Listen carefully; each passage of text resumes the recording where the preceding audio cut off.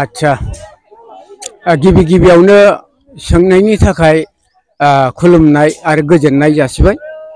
दा बाथौखौ राउन्ड दुमनायनि ओंथिया बेनो बुहुमा जेरै दुलुर बे बुहुमनि दुलुरावनो बे बुहुमावनो जोङो दङखाय बुहुमा जेरै दुलुर बे बाथौखौबो जोङो मोनसे बुहुमजोंनो रुजुनानै बेखौ दुलुर दुमनाय जायो। बे 16था खुन्थियाफोरा साफा साफा मोदाय साफा साफा गोहोगोरा मोदाय बेयो जाबाय आफा बोराइ बाथौजोंनो सोरजि जानाय आफा बोराइ बाथौनि सेलादार बेलादार बेसोरो जाहैबाय गावबा गाव गुन गोनां साफा साफा मोदाय।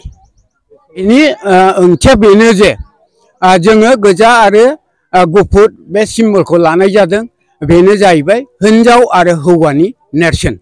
थारमाने बे धोरोमाव बेखौनो बुंदों बिमा बिफानि मोनसे नेरसोन बे हिन्जाव हौवानि। गुफुरा जाहैबाय हौवानि सिम्बल आरो गोजाया जाहैबाय हिन्जावनि सिम्बल।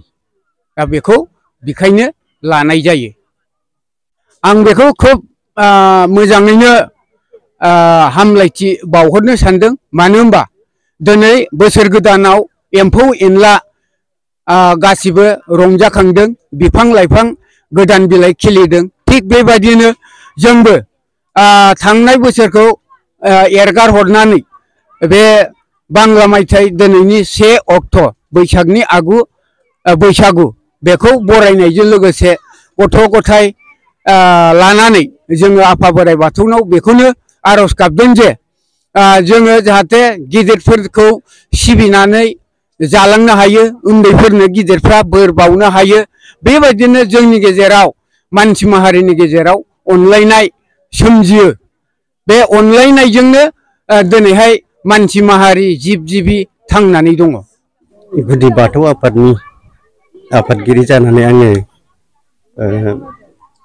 बर' खौरां आरो दैलि खौरां बिथांमोननिसिम आङो बोसोर गोदाननि साबायखर जासिहरग्रोबाय आरो साफ्रोमबो जोंनि रायजो राजा नुजाफैनो हानाय जोंनि बे रायजो राजानो दिनैहाय बोसोर गोदाननि आङो खुलुमनाय आरो सिबिनाय जासिहरग्रोबाय।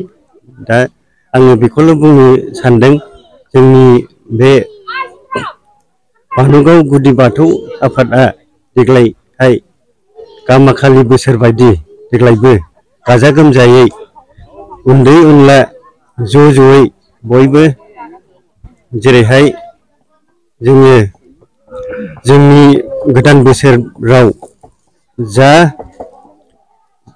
बेराम गैया सेराम गैया आरो जोंनि साननायफोरा जाहाथे मोजाङै मोजां जाफुंनो हाथों, बे बिथिंखौ लानानै जोङो बोसोर गोदाननि मुङाव आफा बोराइ बाथौनाव जोङो आर'ज गाबदों।